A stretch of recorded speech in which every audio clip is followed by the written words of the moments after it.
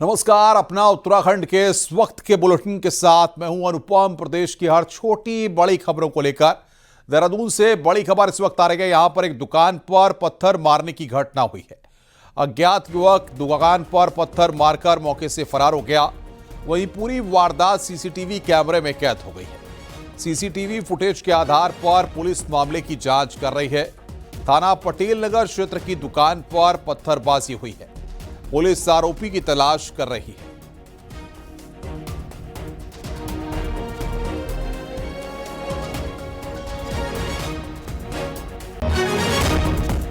कोटद्वार के नजीबाबाद रोड पर भीषण सड़क हादसा हुआ है, जहां एक तेज जंगल सफारी में इस्तेमाल होने वाली जिप्सी ने उल्टी साइड में तेज गति से चलते हुए कई गाड़ियों को जोरदार टक्कर मार दी, जिससे मौके पर अफरा तफरी मच गई। हादसे में एक रिक्शा समेत कई स्कूटी पर जिप्सी ने टक्कर मारी है। हादसा इतना भीषण था कि टक्कर के बाद रिक्शा पूरी तरह क्षतिग्रस्त हो गया। इस दौरान वाहन की चपेट में आकर 2 स्कूटी सवार भी गंभीर रूप से घायल हो गए। वहीं रिक्शा में सवार 3 यात्री भी इस दुर्घटना में घायल हो गए हैं। पूरी घटना एक दुकान में लगे सीसीटीवी में कैद हो गई।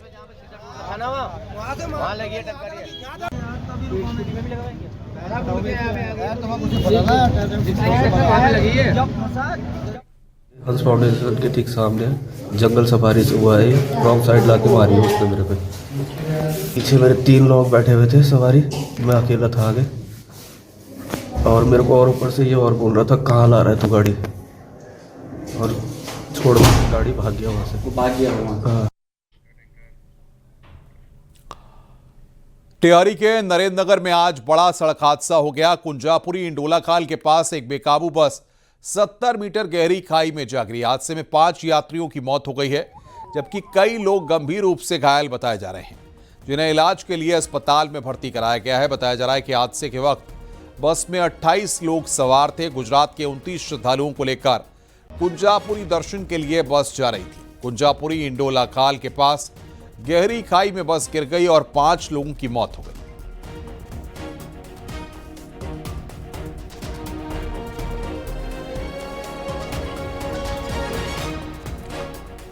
आगे बढ़ते हैं। टिहरी के नरेंद्र नगर कुंजापुरी मंदिर के पास हुए बस हादसे पर मुख्यमंत्री पुष्कर सिंह धामी ने दुख जताया है। सीएम धामी ने कहा कि वो स्थानीय प्रशासन से संपर्क में है।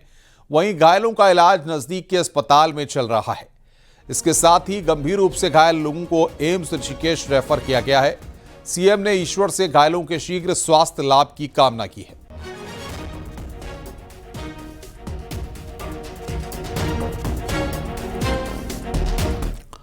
विकासनगर में अतिक्रमण के खिलाफ सोमवार को भी ताबड़तोड़ एक्शन हुआ।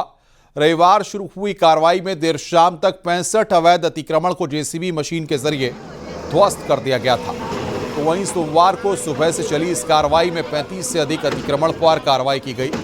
भारी पुलिस फोर्स की मौजूदगी में कई विभागों समेत प्रशासन ने संयुक्त टीम ने इन अवैध अतिक्रमण को तोड़ना शुरू किया। आपको बता दें कि प्रशासन लगातार सरकारी जमीनों से अवैध अतिक्रमण को हटाने की कार्रवाई कर रहा है। प्रशासन की टीम ने 111 अतिक्रमण को चिन्हित किया था, जिस पर 100 अतिक्रमण को ध्वस्त किया गया। ढकरानी गांव और डाकपत्थर में भारी पुलिस फोर्स की मौजूदगी में प्रशासन की टीम लगातार बुलडोजर से अतिक्रमण को ध्वस्त कर रही है।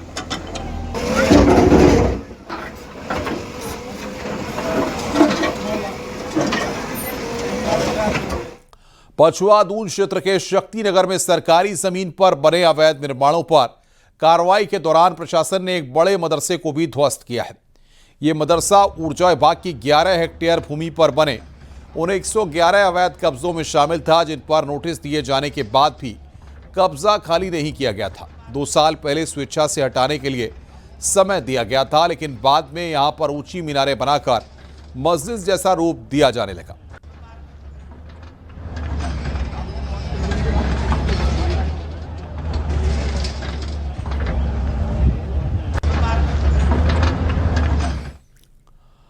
मुख्यमंत्री पुष्कर सिंह धामी लाखा मंडल पहुंचे, जहां उन्होंने प्राचीन शिव मंदिर में पूजा अर्चना कर प्रदेश की शांति और समृद्धि की कामना की। कार्यक्रम में जनता और कार्यकर्ताओं ने उनका गर्मजोशी से स्वागत किया। मुख्यमंत्री पुष्कर सिंह धामी ने सांस्कृतिक पुनर्जागरण पर विशेष जोर देते हुए कहा कि जैसे अयोध्या में श्री राम मंदिर और उज्जैन में महाकाल कॉरिडोर का निर्माण हुआ, उसी प्रकार उत्तराखंड में भी देवस्थलों के संरक्षण और विकास पर बड़ा काम जारी है। हनोल मंदिर के लिए 120 करोड़ का मास्टर प्लान तैयार किया जा रहा है, जिससे इस ऐतिहासिक स्थल का व्यापक विकास संभव होगा।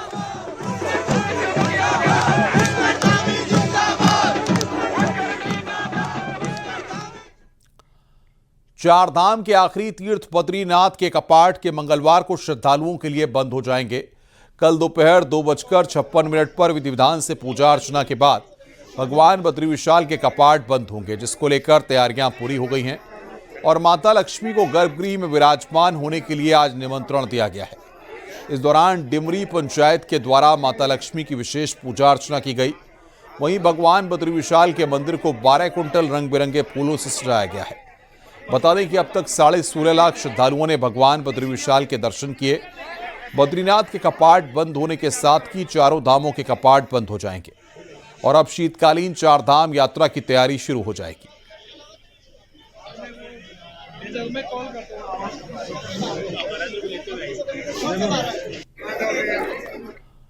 बद्रीनाथ धाम में कपाट बंद होने की प्रक्रिया अंतिम चरण में है। परंपरा के अनुसार पंच पूजाएं 21 नवंबर से शुरू हो चुकी हैं।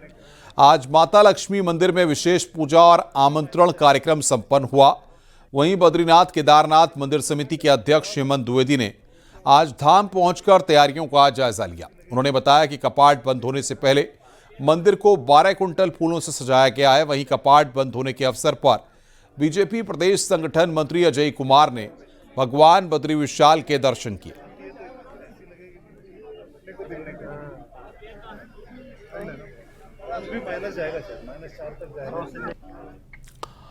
आगे बढ़ते हैं। 25 नवंबर को चारधाम यात्रा 2025 का समापन हो जाएगा, लेकिन इस बार सिर्फ कपाट बंद नहीं होंगे बल्कि पूरी यात्रा का एक बड़ा ऑडिट तैयार हो रहा है। यह ऑडिट यात्रा के दौरान हुई हर दिक्कत, हर घटना और हर खामी की समीक्षा करेगा, ताकि 2026 की यात्रा और सुरक्षित और सुचारू हो सके। देखिए हमारी ये रिपोर्ट।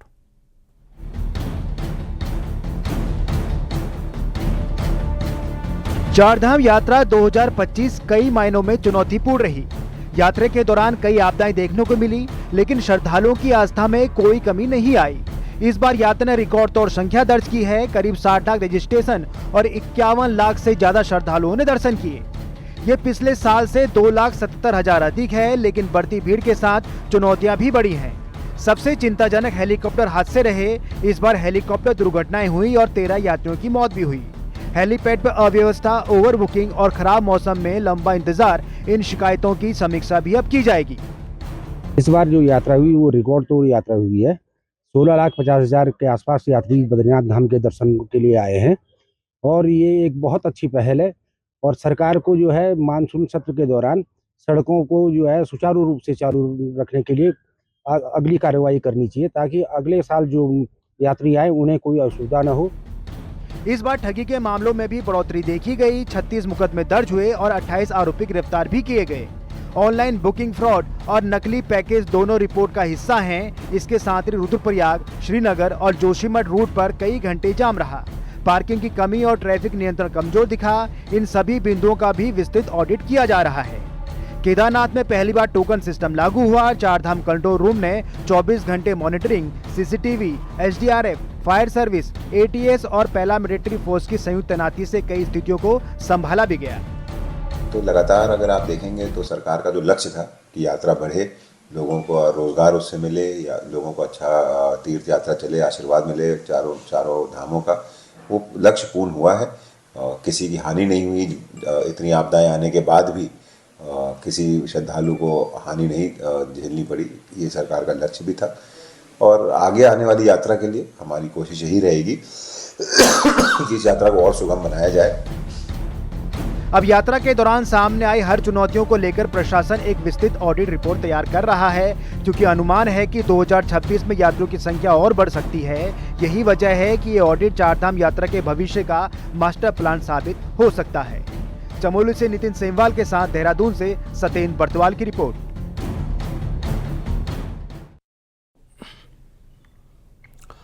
देहरादून की एक प्राइवेट यूनिवर्सिटी के कैंपस में छात्रों के बाइक और कारों से स्टंट करने का वीडियो सोशल मीडिया पर तेजी से वायरल हो रहा है। वीडियो में साफ दिख रहा है कि छात्र यूनिवर्सिटी कैंपस में बाइक और कारों के साथ खतरनाक स्टंट कर रहे हैं। ये वीडियो सोशल मीडिया पर जमकर शेयर किया जा रहा है, जिससे सुरक्षा को लेकर सवाल उठने लगे हैं। पुलिस का कहना है कि इस मामले में अब तक कोई शिकायत दर्ज नहीं हुई है, लेकिन वीडियो की जानकारी लगातार जुटाई जा रही है।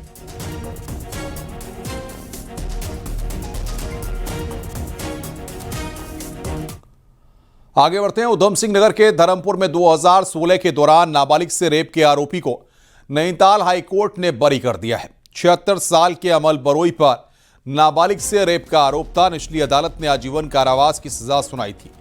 इस फैसले को हाईकोर्ट में चुनौती दी गई, लेकिन कोर्ट साक्ष्यों के अभाव में आरोपी को बरी कर दिया गया। इस मामले में 8 अप्रैल 2016 को मुकदमा दर्ज किया गया और आरोपी को जेल भेज दिया गया। इस मामले में ट्रायल चला तो निचली अदालत ने आरोपी को आजीवन कारावास की सजा सुना दी। इस फैसले को हाईकोर्ट में चुनौती दी गई थी और सोमवार को हाईकोर्ट ने आरोपी को बरी कर दिया।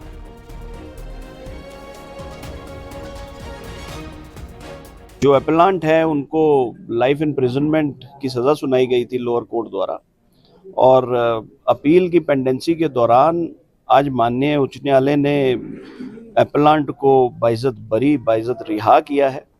और जो पॉक्सो का केस और जो एलिगेशंस एक्यूज्ड के खिलाफ प्रूव हुए थे बाय द कोर्ट बिलो, वो कोर्ट ने सिरे से नकारे हैं।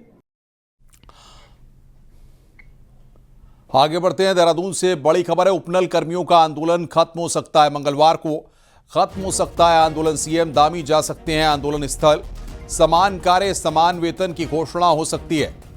बड़ी खबर यहां पर हम आपको बता रहे हैं। सीएम दामी आंदोलन स्थल जा सकते हैं। इस वक्त की बड़ी खबर हम आपको बता रहे हैं। मंगलवार को खत्म हो सकता है आंदोलन। सीएम दामी आंदोलन स्थल जा सकते हैं। इस वक्त की बड़ी खबर हम आपको बता रहे हैं। उपनल कर्मियों का आंदोलन जो चल रहा है वो मंगलवार को यह आंदोलन खत्म हो सकता है।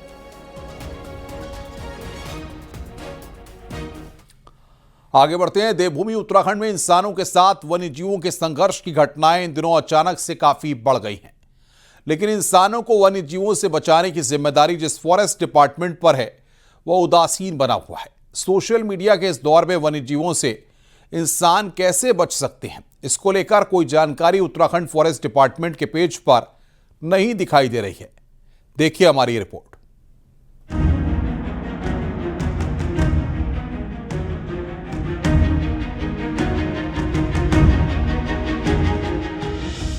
हल्द्वानी के सुशीला तिवारी अस्पताल में भर्ती ये हैं धारचूला के रहने वाले 35 साल के नरेंद्र सिंह, जो 3 भालुओं से मुकाबला करके आज भी जिंदा हैं। लेकिन जंगली जानवरों से सामना होने वाले कई ऐसे और लोग भी हैं जो नरेंद्र की तरह भाग्यशाली नहीं हैं। उनकी टाइगर, लेपर्ड या भालू के हमले में मौत हो गई।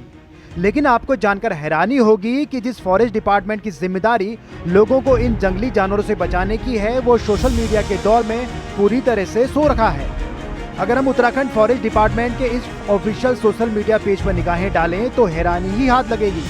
दरअसल 13 नवंबर से इस पेज में किसी भी तरह का अपडेशन ही नहीं हुआ। अपने गांव से दूसरे गांव जा रहा था सर, वहाँ थोड़ा काम था अपना, काम से जाने वाला ठहरा, तो बीच में अचानक मुठभेड़ हो गई उनसे। ऊपर वो थे, नीचे जस्ट मैं रास्ते के नीचे किनारे में ऊपर वो भागने का चारा ही नहीं मिल पाया मुझे, तो आया और अटैक करना शुरू कर दिया उसने। और मैंने भी जब तक होश थी तो हाथ पांव फुल चलाया और मुंह भी फुल चलाया, फुल बचने की कोशिश की सर। बाद में जब बेहोश हो गया। हालांकि पहाड़ों में हुई हालिया घटनाओं के बाद मैदानी इलाकों में थोड़ा अलर्टनेस दिखाई दे रहा है। यहां मास्टर कंट्रोल रूम्स को एक्टिवेट किया गया है, साथ ही कुछ कारगर उपाय भी किए गए हैं। स्टाफ की प्रोटेक्शन के लिए हमारे जो स्टाफ गश्त वगैरह करते हैं उनके लिए एक बियर स्प्रे वगैरह हमने प्रोक्योर किए हैं जो स्टाफ को दिए जा रहे हैं।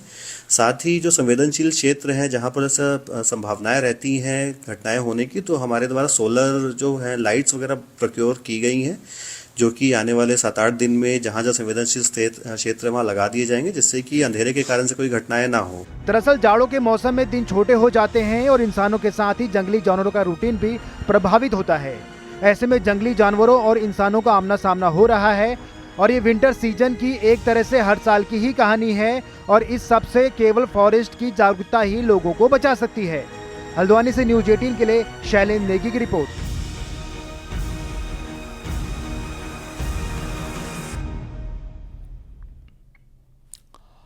आगे बढ़ते हैं। उत्तराखंड में मूल निवास बनाम स्थायी निवास का मुद्दा एक बार फिर से गरमाया हुआ है।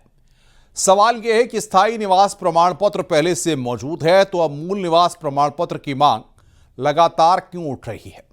आइए इस रिपोर्ट के जरिए हम आपको दिखाते हैं।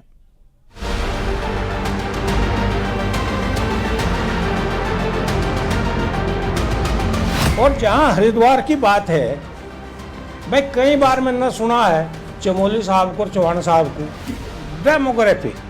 मैं कह रहा हूं आपको किसी ने रोका है, आप उस पर काम क्यों नहीं करते।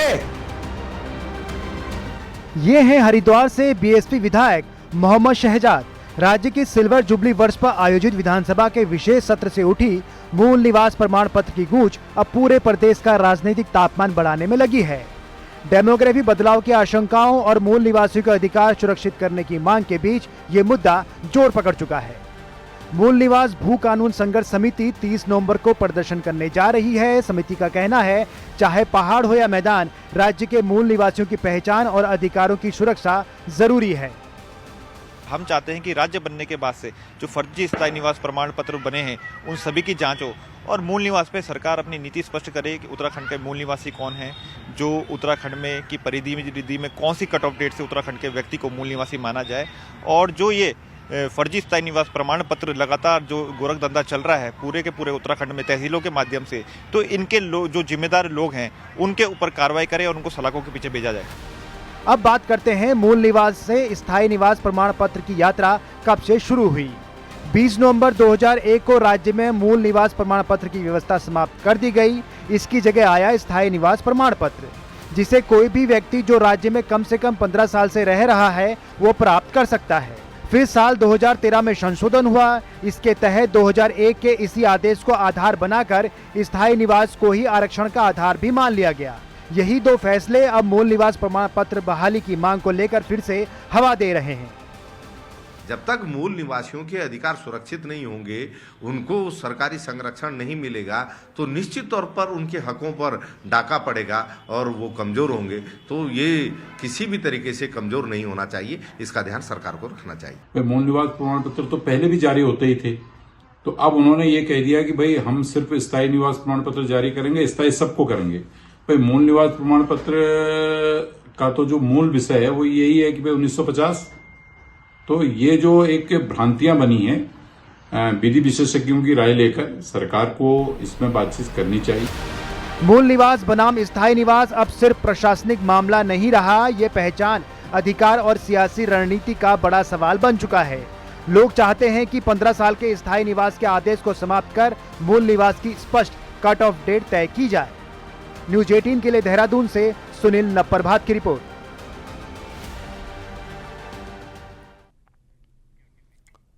आगे बढ़ते हैं। चंपावत के पार्टी में शहीद अग्निवीर दीपक सिंह को अंतिम विदाई दी गई। शहीद का पूरे सैन्य सम्मान के साथ अंतिम संस्कार किया गया। इस मौके पर अधिकारियों के साथ ही जनप्रतिनिधियों और आम लोग भारी संख्या में मौजूद रहे। 20 साल के दीपक जम्मू कश्मीर के पुंछ में नियंत्रण सीमा पर गोली लगने से शहीद हो गए थे।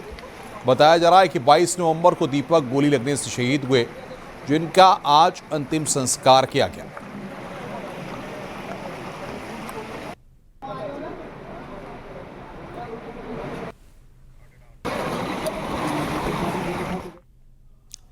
आगे बढ़ते हैं। लैंसडाउन के गढ़वाल राइफल्स रेजिमेंट सेंटर में गढ़वाल सांसद और भारतीय जनता पार्टी के राष्ट्रीय मीडिया प्रमुख अनिल बलूनी पहुंचे। सांसद अनिल बलूनी ने शहीदों को श्रद्धांजलि दी और उन्हें नमन किया। बलूनी ने सैनिकों के साथ समय बिताया और एक रात सैनिकों के साथ ही गुजारी। इस दौरान सांसद अनिल बलूनी ने कहा कि पूरा देश और मोदी सरकार हर पल जवानों के साथ खड़ी हुई है। देखते हैं हमारी रिपोर्ट।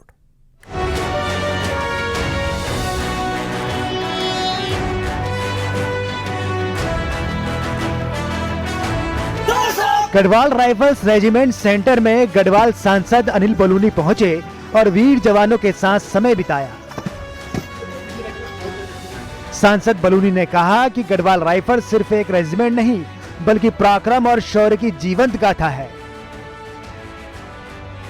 देश के कई युद्धों में इस रेजिमेंट ने वीरता के जो उदाहरण दिए हैं वो हर भारतीय के लिए गर्व का विषय हैं।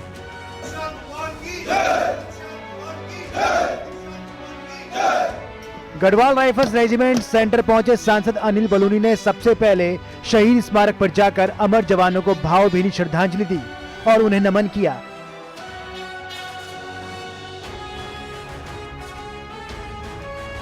इस दौरे के दौरान सेना के सीनियर अधिकारियों ने उन्हें रेजिमेंट की अत्याधुनिक कार्य प्रणाली और कठिन ट्रेनिंग सिस्टम के बारे में विस्तार से बताया। अनिल बलूनी ने सैनिकों से बातचीत की, उनके आत्मविश्वास और देश के लिए कर गुजरने के जज्बे को करीब से महसूस किया। सांसद बलूनी ने रेजिमेंटल सॉन्ग में शामिल होकर सैनिकों का उत्साह बढ़ाया और उनके साथ भोजन भी किया।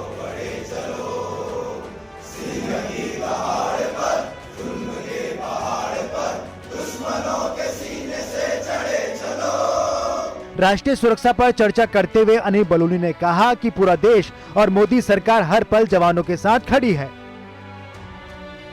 अनिल बलूनी ने कैंटोनमेंट का पूरा अवलोकन किया। सेना के अधिकारियों ने उन्हें बताया कि गढ़वाल रेजिमेंट में किस उच्चतम स्तर पर ट्रेनिंग होती है और कैसे ये रेजिमेंट वर्षों से भारतीय सेना का गौरव बनी हुई है।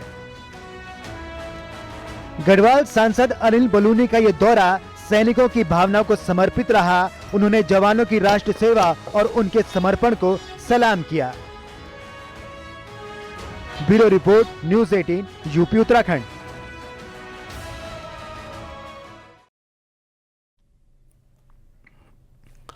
नैनीताल के सेंट मैरीज कॉन्वेंट कॉलेज में सोमवार को एक ऐतिहासिक दिन रहा।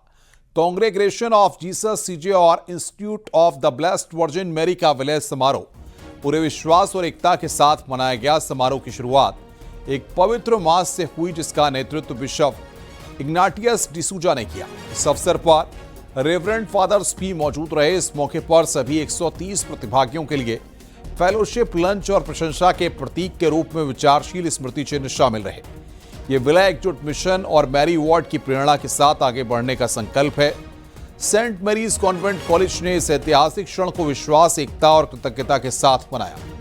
आपको बता दें कि Saint Mary's Convent College Nainital का एक बड़ा कॉलेज है, जहां सोमवार को सीजे IBVM विलय का उत्सव शानदार तरीके से मनाया गया। तो 130 प्रतिभागियों के लिए यह फेलोशिप लंच का आयोजन यहां पर किया गया। स्मृति चिन्ह देकर यहां पर सम्मान किया गया। पवित्र मास से इस उत्सव के दिन की शुरुआत यहां पर की गई।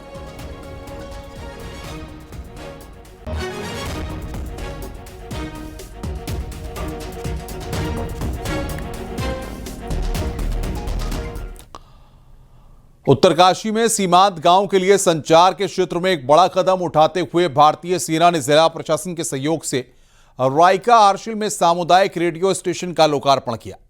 वाइब्रेंट विलेज योजना के तहत रेडियो स्टेशन बनाया गया है। रेडियो स्टेशन के संचालन से उपला टकनोर क्षेत्र के 8 सीमांत गांव अब देश दुनिया से सीधे जुड़ सकेंगे।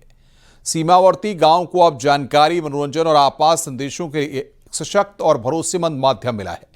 रेडियो स्टेशन के माध्यम से जन कल्याणकारी योजनाओं से लेकर कृषि, शिक्षा, पर्यटन और स्वास्थ्य से संबंधित उपयोगी जानकारी दी जाएगी। कोशिश कर रही है कि जितने भी सीमा क्षेत्र हैं वहाँ पर हम ये कम्युनिटी रेडियो स्टेशन खोलें, जैसे कि यहाँ के लोगों को मौका मिले, एक तो अपनी जो उनकी स्थिति है उसके बारे में वर्णन करने के लिए, और साथ में जो यहाँ की संस्कृति है और जो यहाँ का कल्चर है उसे और देश में फैलाने के लिए, जैसे कि लोगों को पता चले कि सीमावर्ती क्षेत्र में लोग कैसे रहते हैं, क्या क्या सुविधाएं हैं। रुक रहे हैं यहां पर ब्रेक के लिए। खबरों का सिलसिला लगातार जारी है।